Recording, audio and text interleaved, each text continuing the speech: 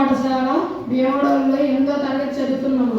నా పేరు జారి, తన పేరు ఉమామహేష్ బాబు, తన పేరు రామ్ చరణ్. ఈరోజు మండల స్థాయి మాతృభాష దినోత్సవం కారణంగా మేము అల్లూరి సీతారామరాజు ఏకపాత్రాభినయం చేయబోతున్నాము.